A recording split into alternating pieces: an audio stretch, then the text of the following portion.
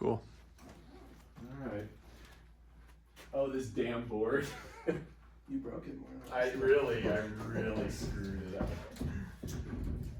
Yeah, who cares? Cool, so let's talk about one other example. Hi, this is nice, actually, this is great. I like it. I got one other example I want to show you, and I kind of want to motivate it. This is called the logistic equation. And it comes when you're studying population growth where there is a fixed amount of resources available. So it's in biology.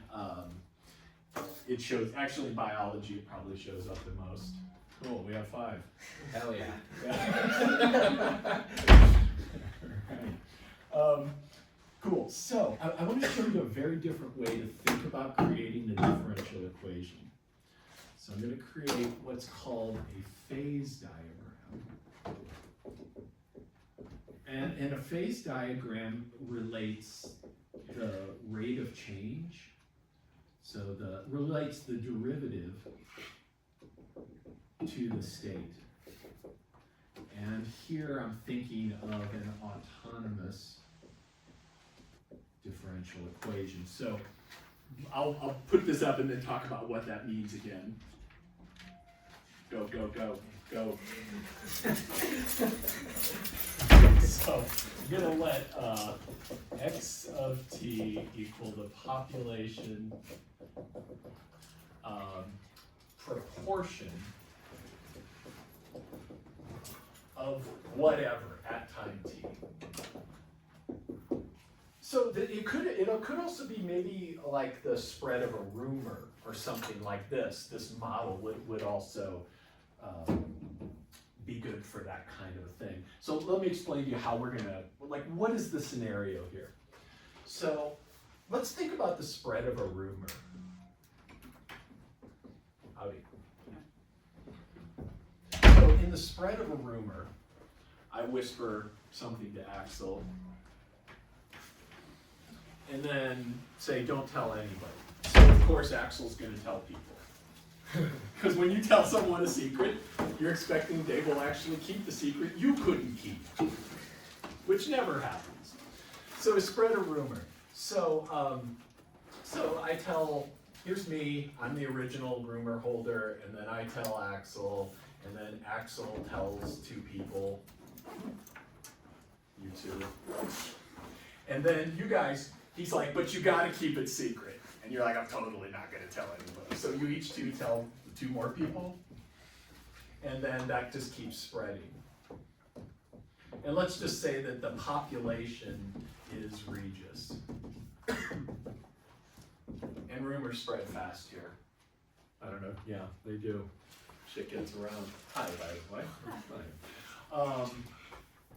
So there's like a max number of people who can actually hear the rumor. Let's just say the rumor's not going to spread outside of Regis. We're just modeling the people who've heard the rumor at Regis. This keeps growing at some point, but at some point, you've reached like half the population of Regis knows the rumor. And there's just not that many people left. So the rate at which the rumor spreads decreases.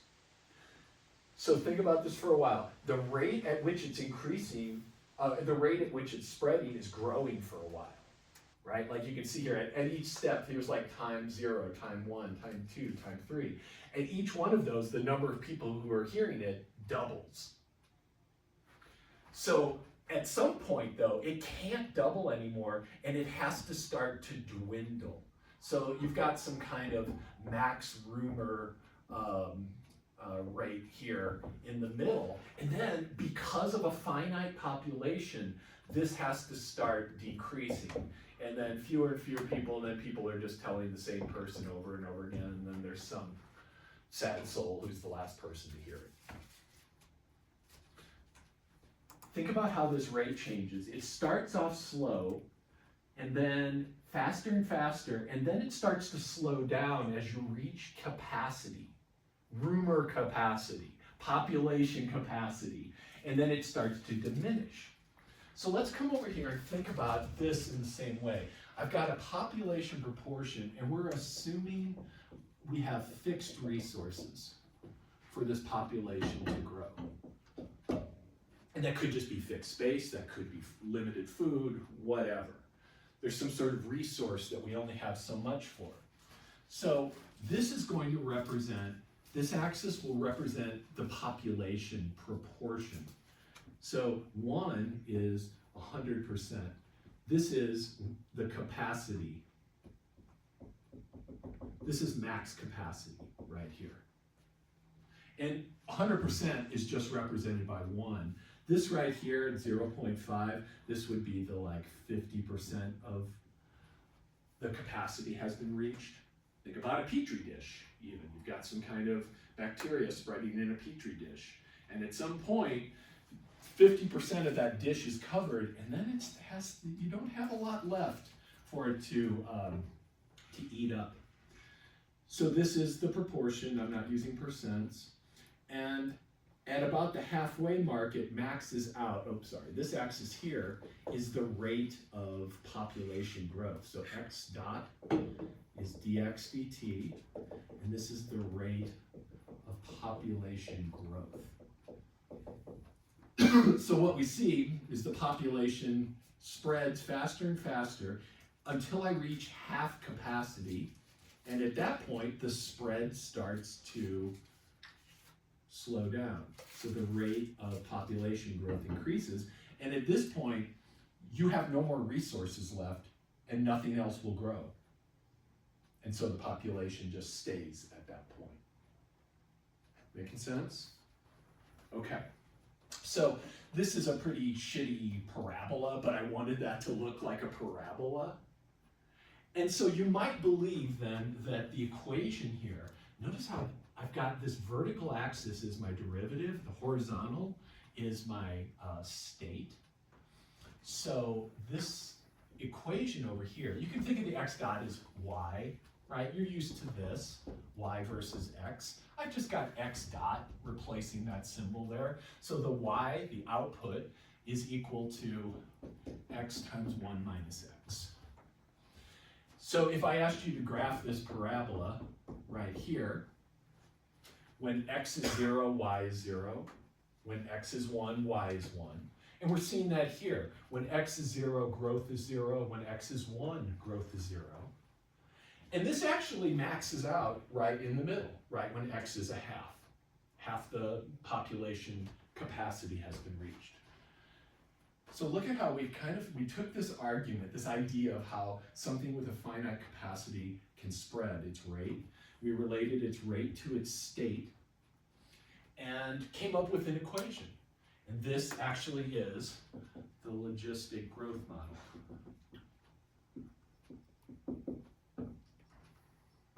Sometimes you'll have a parameter out in front, like a different number than 1, but we're just going to leave it as 1, depending on how steep this thing gets or how mellow it gets. You might have a scaling factor out front. And then we have x at 0 is your initial population. Let's put some x0. So this is initial population.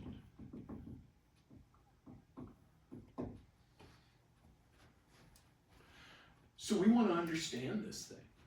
One thing we could do is solve it. Can you take a minute? Solve that for me? This x dot, we don't use that a lot, but that is just dx dt. Can you make the first moves on solving that, please? And you only know one way to solve them, right? Separation of variables. If you were in DiffEq, you'd have a lot of things to think about. Here it's just separate. How do you separate that? Oh no, do I really not have an eraser in here? Well, keep working for a moment. I'll be back while I go steal an eraser. See how far you can get on solving that. I'm curious.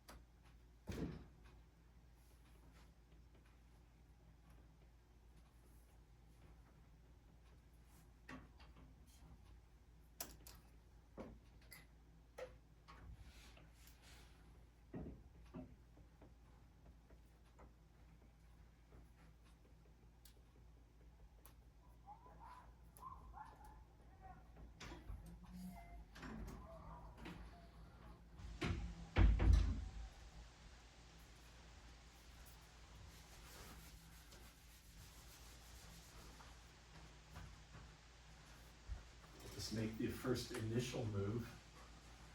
Move all the x stuff with the dx. Wow. All right, Good Friday for those guys.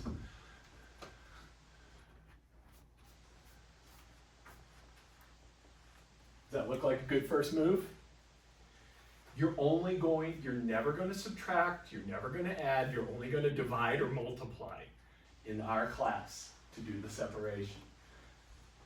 So you move that dt over, you move this under.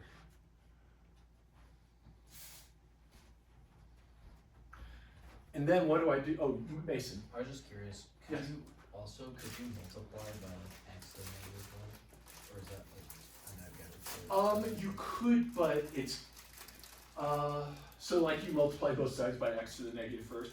You could do that, then you still got this guy, and you'd have to do this to the negative first too. So if you ended up doing that, and you can, it would look like this, because you'd still have to do that guy.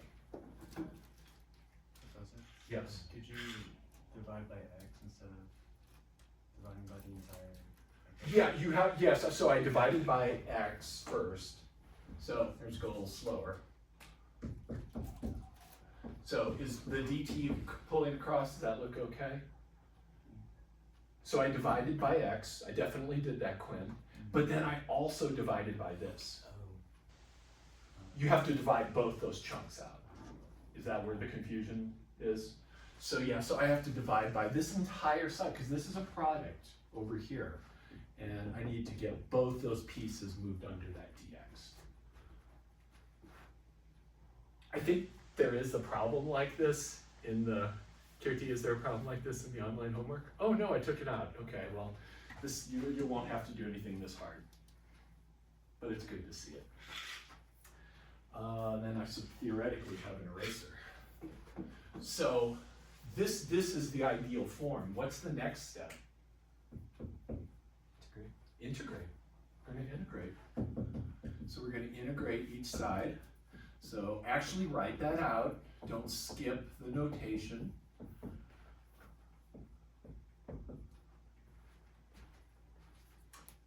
Let's pick the low-hanging fruit. What's the right side? T. And then let's put a plus C. So notice that this side, the T is the independent variable.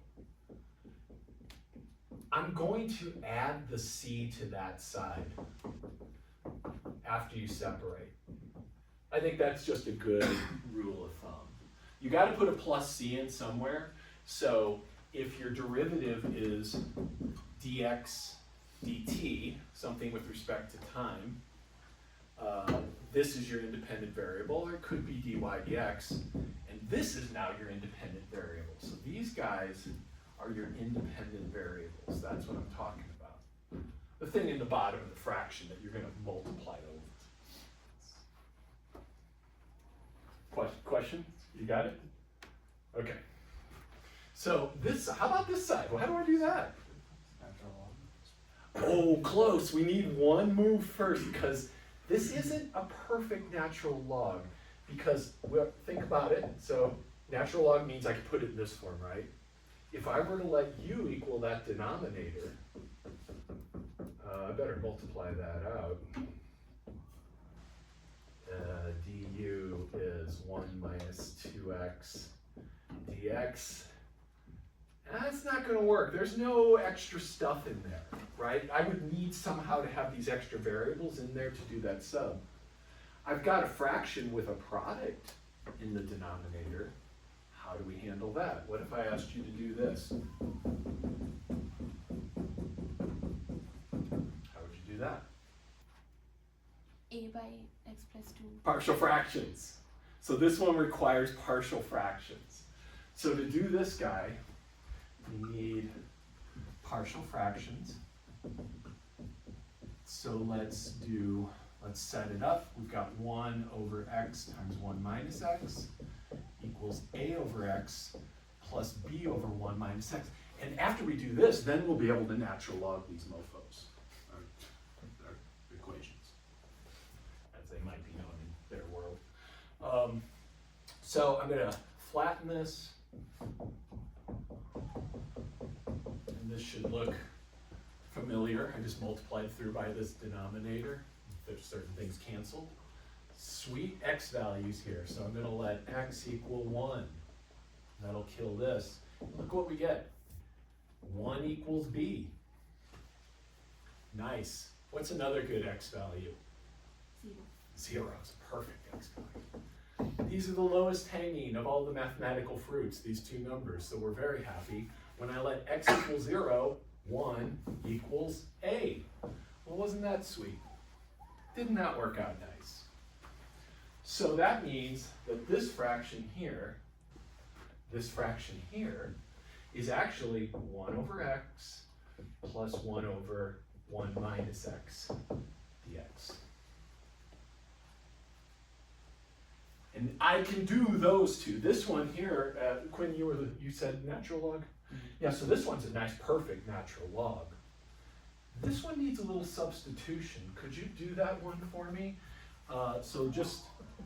This is the integral I'm asking you to do. It needs u substitution. Let's just practice that and make sure we're doing that right. So this is a natural log form. I'll give you the big hint. Let you be that. Do the substitution. What happens?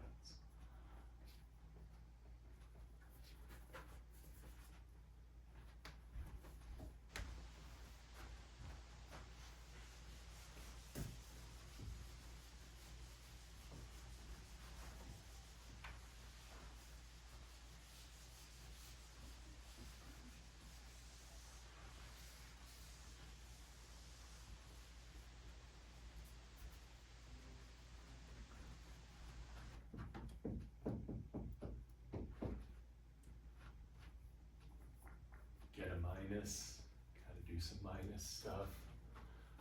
So, x equals minus du.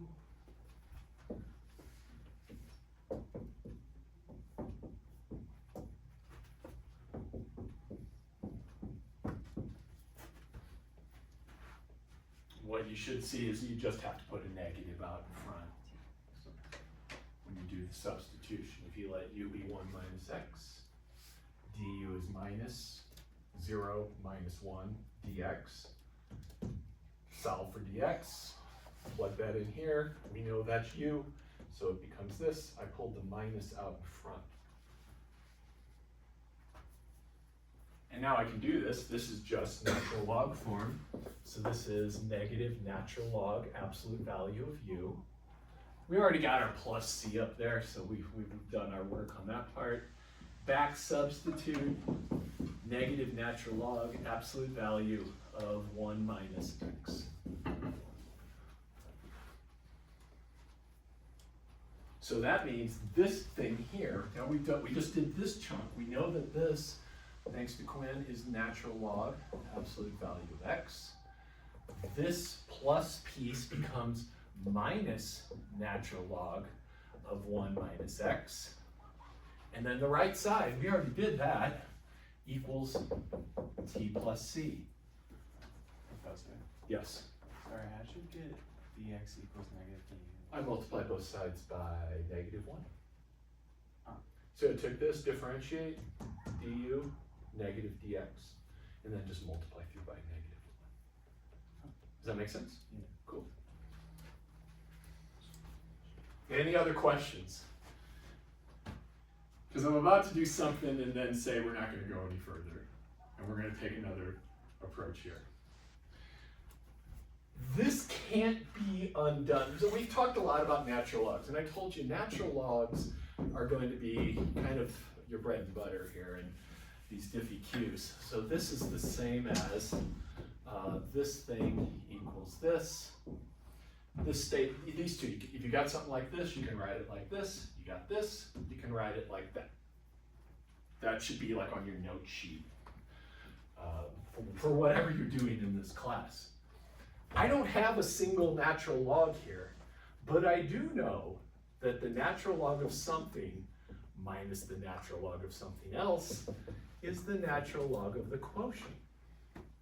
So I'm going to use this on the left-hand side, and what I get is natural log of x over 1 minus x, absolute value, equals t plus c.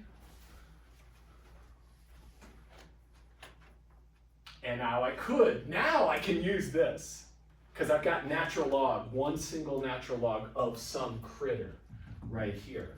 So that critter, this piece here, can be rewritten as, undo it using that above thing.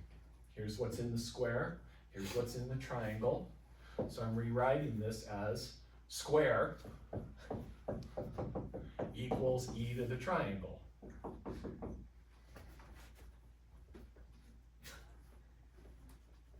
And then remember this trick, I can rewrite that right side as this. And I'm just going to call that c again.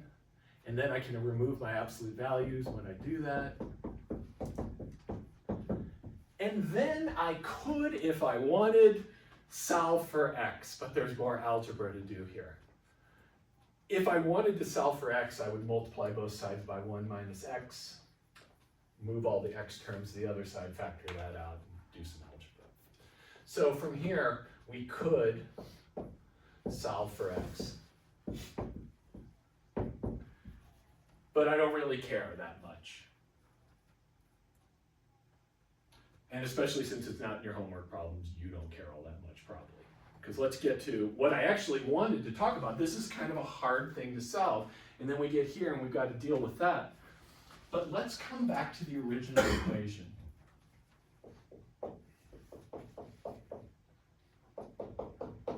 And let's see if we can understand how this acts qualitatively. So this over here is a quantitative solution. This thing here, this stuff is all quantitative, if I can spell that.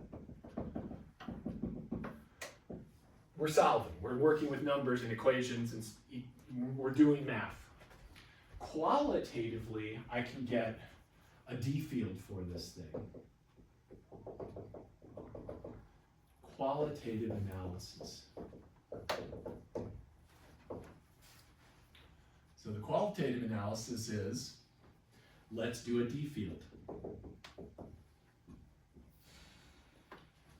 If I say, and I've said this before, but I want to see if it made sense. If I say this is autonomous, does that mean something to you? Do you see what I mean?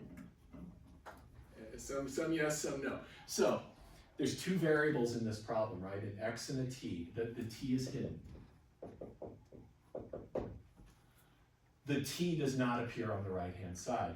Only thing that appears in this equation is the derivative and the dependent variable, the top of the derivative. There's no t in that equation besides in the derivative. So the rate of change only depends on the x value. This is an autonomous differential equation. So in other words, autonomous, independent of t. No time, autonomous, time-free.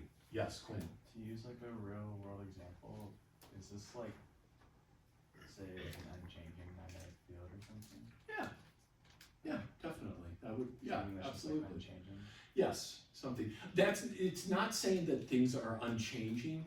It's just saying that the rate at which they change depends only on their current state. Right. But you don't need to know what time it is. Does that make sense? It's kind of a weird idea, but if I just tell you, hey Quinn, the population right now is 0.72, you could find the rate of change. You don't need to know what time it is. Okay. Does that make sense? Mm-hmm. Yeah. So it looks unchanging in a way, but we know that this will have a solution that does move with respect to time when we actually get the full solution out. So it's a little, I can see why there's a little bit of confusion on that. So let's make a D field. Time, state. Are there any equilibrium solutions to this equation? Yeah, Kirti, which, like one? 1 and 0. 1 and 0. When x is 0, x dot is 0. When x is 1, x dot is 0. So we have two equilibrium solutions. And these we're only going to think about in the case of autonomous DEs. So we have two equilibrium solutions, i.e. dx dt equals 0. There is no change when x equals 0 or x equals 1.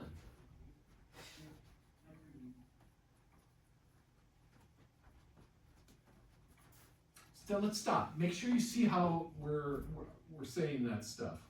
Kirti gave us that answer. I'm saying that's right.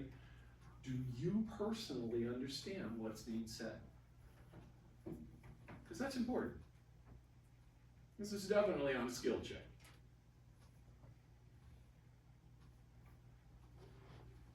Okay, and we'll do another practice problem on this too. I just wanted to finish up this specific example. So this means I have horizontal arrows in the D field. Horizontal arrows when x equals 0 or x equals 1. So they're just movements straight to the right. You're not going up or down. X isn't changing. It's always 0 once it's 0. So what I'm going to come here and do is mark off, here's x equals 0, right? It's the t-axis. I'm just going to put little arrows across there. And we're assuming that time flows to the right. But when x is 0, dx dt is also 0, so there's 0 slope to our solution. So I have this equilibrium. And think about it this way. If your population starts at 0, there's nothing to grow. There's no critters to hook up, or no rumors to spread. So nothing changes. Also, at x equals 1, we have reached max capacity. And if there's no more room for anything to happen, so you would have to be stuck there. So let's put horizontal arrows at x equals 1.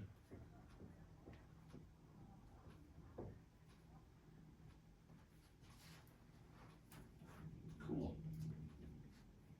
So if the population starts at 0, stays at 0. If the population starts at max capacity, stays at max capacity. Let's figure out what are the arrows doing in between these bands. So inside here, I'm going to test an x value. Let's test the sign of dx dt when, and you can pick anybody in here. And let's call this band A, B, and C. So we've got these 3 bands divided by equilibria. So test the sign of dx dt when x is in band B. I'm just doing that because it's right in the middle. You can start wherever you want it. What's a good x value inside there? So let x equal, what do you think, Axel? What's a good x value in there in B? 2. In between here? 2's up here. Oh, I mean, That'll be a good one. Save that one for A. okay. So how about in here? 0.5. I like it. 0.5, yes sir. Yeah, take the reciprocal of your answer. If your answer is wrong, always just take the reciprocal. Don't do that. It did work here. So I'm going to let x equal 0.5. So in that case, dx dt equals 0.5 times 1 minus 0.5. I'm going to the equation I was given, plugging in that x value, and is that positive or negative? Positive, that's right, positive. You all see that? Everybody see that? Mia, you see that? You buy that? Now you're seeing it. Cole, you buy that? Daniel? Kirti mouthed it to me already. Mason, you see what I'm talking about? That this is a positive number. You buy that? Gwen, you feel good about that? Awesome. All right, so that means the slope in here is positive. So since dx dt is positive in here, everything is going to just be upward slope. And then we're going to use some intuition, because I know that as I get closer to this, that rate of change decreases. Things change continuously. So as I get closer to up here, they mellow out. As I get closer to this, the dx dt gets smaller. And I think Axel probably gave us the place where it was the greatest rate of change. This equation only really models populations between 0 and 1, so if we wanted, we could just call it here and go, hey, let's imagine what our solutions might look like. So suppose I'm just a hair, I know that if I start here, I'm staying there. But if I start a hair above, follow the arrows. These equilibria, and I'm saying this, I'm not writing it, but the equilibria will always be approached and departed from asymptotically. You can count on that.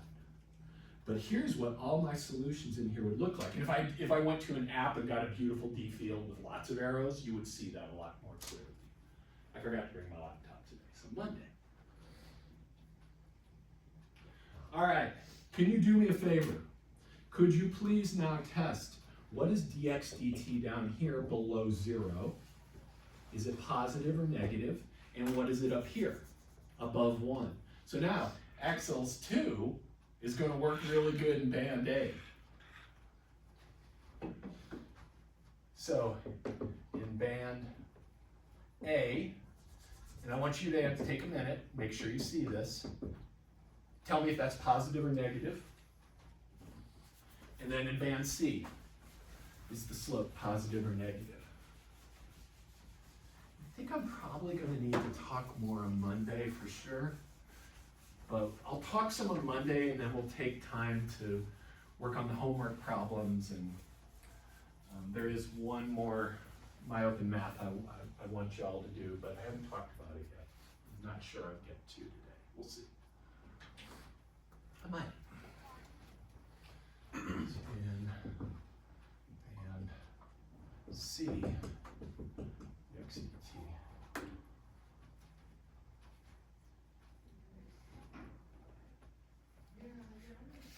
And then see, then if you got that and you're just waiting, see if you can fill it, just make some trajectories, and then check yourself in a minute. And then you can also answer, are the equilibria stable or unstable?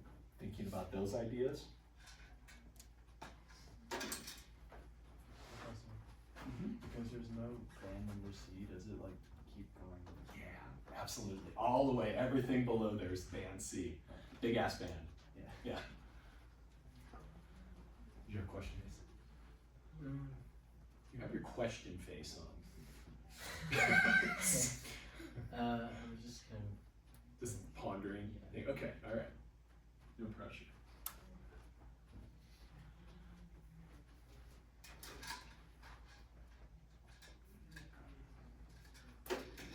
Mia, my friend, do you have one of these span signs? Which one you got? Yeah, band A is negative. Anything What did you use 2? Did you use the 2 or did you use your own value? Yeah, okay. So, when x equals 2, dx dt, I'm plugging in that 2 that Axel gave us, Mia used, and I like it. That is, who cares what the number is, it's positive times a negative, it's negative. Don't worry about the specifics. So good job, Mia. This all up here has negative slope. And as I get closer to the equilibrium, that slope will become closer to 0. And that will always be the case, almost always, unless you've got some weird pathology that you'll never run into. You can always assume this is probably, especially with physical systems, they just work like this. So if I was looking at trajectories in band A, they would go like this. And they approach that equilibrium. You're always going to either approach or run away from an equilibria in these physical models. Sound good? Daniel, do you have a sign down here? Negative. Negative. Yeah, I think that's right. Let's test. So what did you use x value wise? Negative 0.5. Oh, that's fancy. Okay, I like that. All right, that's good. You go in decimal. Nice. So negative 0.5, I'm going to plug that in for x. We get dx dt. equals negative 0.5 times 1 minus negative 0.5. This is a positive, that's a negative, whole dang thing is a negative.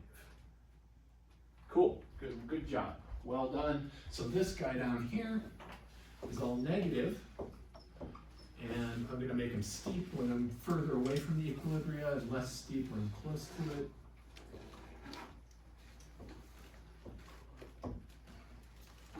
And now I've got these, I understand this whole dang thing. And I'm gonna ask you some interesting questions here in a second. We're gonna take this directional field and these potential solutions, this qualitative analysis, and I'm gonna ask you, is x equals 1 a stable or unstable equilibrium?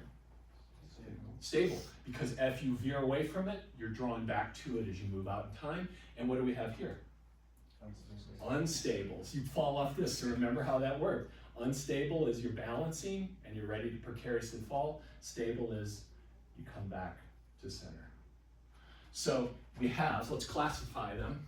So at x equals 0 is an unstable equilibrium point, equilibrium solution. And x equals 1 is a stable equilibrium solution. I got a really interesting question for you here. Suppose x at time 0 is 0.1. I'm going to write it out in calc terms. What is the limit as t goes to infinity of x of t? Think for a second. Look at the picture. Think about what I'm asking.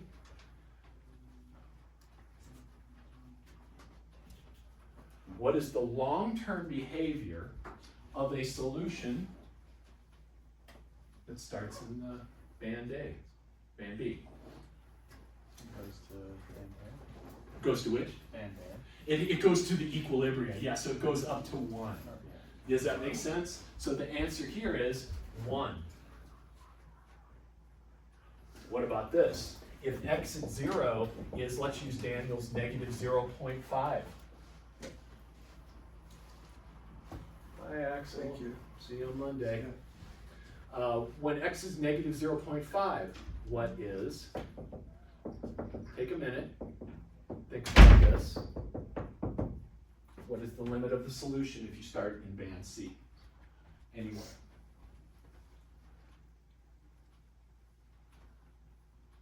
What you thinking, Daniel? Negative infinity. Negative infinity. Is that what you were thinking too, Emily? Yeah, you look like, oh, sorry, I'll get you. What? I got another one. You're gonna get the next one. So check it out. If you start down here, you just continue to go down, and that's why it was important that when Quinn's question, how big is this band? Infinite. Just keep on cruising. We would have to have another equilibrium down here to have something other happen. So this is negative infinity, and then Emily's gonna help me with this one. Sorry, Emily. Yeah, you're on the spot. If x at 0 is 1.1, I think you got this, but. 1? Yep, exactly. So if I start just a hair above, because it is a stable equilibrium, I am eventually approaching it. Good job. Equals 1. So the only time you could get 0 is if you start on 0. You could never have that be long-term behavior unless there was nothing going on to begin with. So let's actually practice. Let me stop for a second because I know I've been cruising. I just love this stuff. This is very exciting. I've got a different one for you. I'm going to make one up.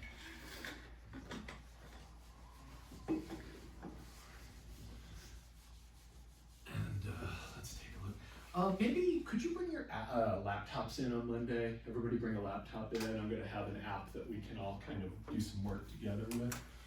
All right. So this is what I'd like you to do. I'm going to give you a differential equation, and let's just stick with dx dt since our brains are there already. And it's going to look like this: 2 minus x, 1 minus x, x, x minus 3. Let's do x plus 3. X plus 3. Question 1. What are the equilibrium solutions? Don't say it out loud. Look at the equation. What are the equilibrium solutions? You can just read them off there. You know what you're looking for.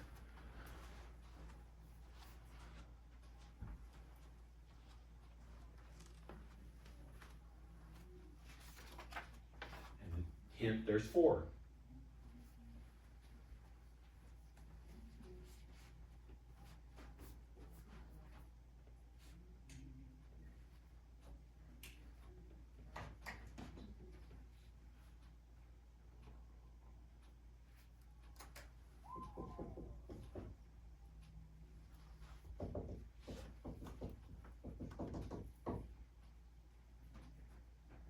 Emily, you got one for me? -2. How'd you get -2? Or +2. Yeah. That's a better one, Yeah. because +2 makes this piece 0. Yeah. Yeah. So we got x equals 2. Quinn, you got one for me? -3. -3, there's our negative right there. Yep. Mason, you got one for me? Oh, beautiful, because this goes to 0 at 1. And then Cole, you got 0, perfect, because that's right there. We have 4 equilibrium solutions. We're almost ready to like sketch the D field. Let's do that. So I'm going to sketch the D field. This is x, this is t, and I'm going to mark off horizontal dotted lines with arrows where each of these equilibria are. And it's some the x-axis, the t-axis. I usually just kind of, do what you can. Just put arrows on it, as long as you can keep track of the fact that it's not just an average axis. It's an equilibrium solution. So we got 1. Bless you. I'll label that. There's 0. There's 1, and everything's flowing to the right. We got 1 at 2.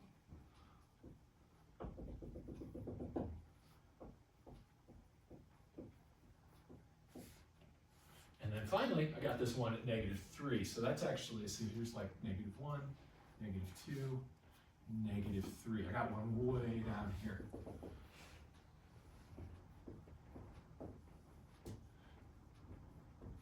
And so we've got, let me stop there. Is that looking okay, making sense? We have 1, 2, 3, 4, 5 bands. Your next task is to tell me if we're increasing or decreasing in those bands. So find a point, whichever one you want. This one, you've got an infinite one down here and an infinite one up here. So take lots of picks in each, pick a point out of each one, test the sign of this, and just mark the arrows up or arrows down.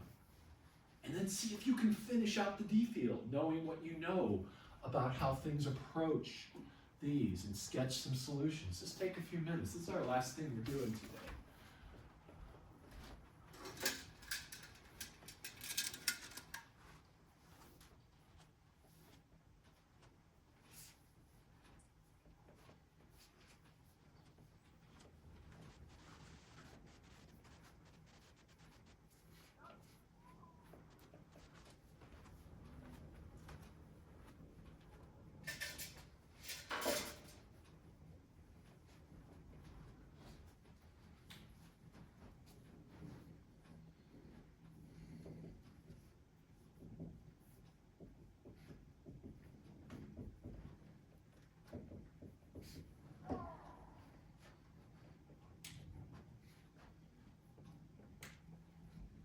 I'm just making a little table for myself. We might all use different test values, but we should all get the same results.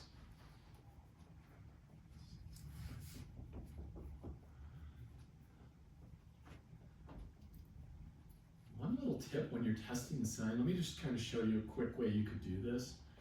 I'm using x equals -4 in that bottom band. And I'm just going to go through here and go -4. So if x is -4, I've got a plus, a minus, and -4 makes that a minus. See how I'm doing that? So what's the result?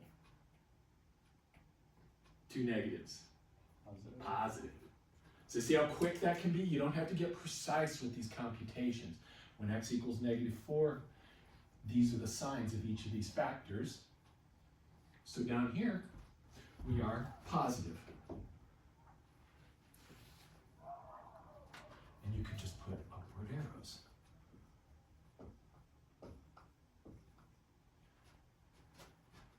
And let's just finish this up together. Let's see. X is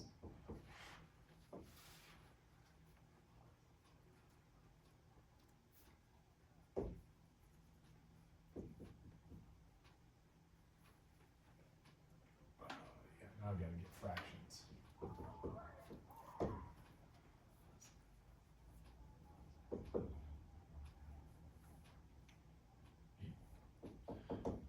X equals 1.5. A lot of tests around. 1.5 positive, negative, positive. X equals, I don't know, 10.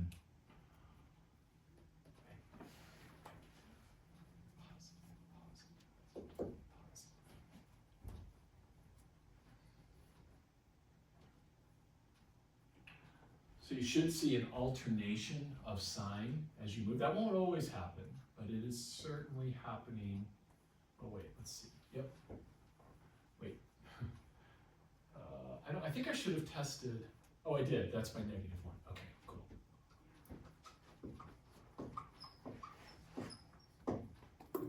Yeah, we're alternating.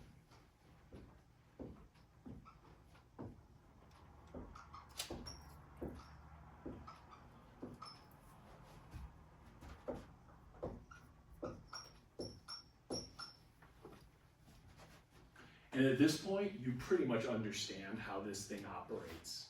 You don't have the precision that you would need to like do actual engineering or something, to build something. Lord, don't send a rocket sending off into space using this.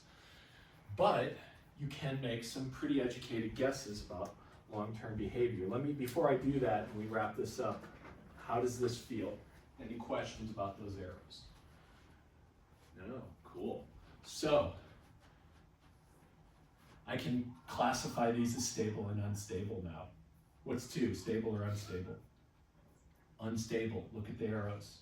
They're pulling away from it. The forces are pulling away from equilibria. X equals 2, so this is unstable. Wow, unstable, put a U there. How about -3? Is -3 stable? Stable. 1 is stable, and 0 is unstable. And the solutions are going to be these nicely banded, and you've seen these before.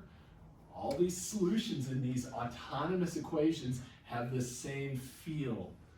You're either approaching a single equilibria, leaving it, or maybe you're trapped between 2. But those are all the way the solutions can go. Sound okay? Cool.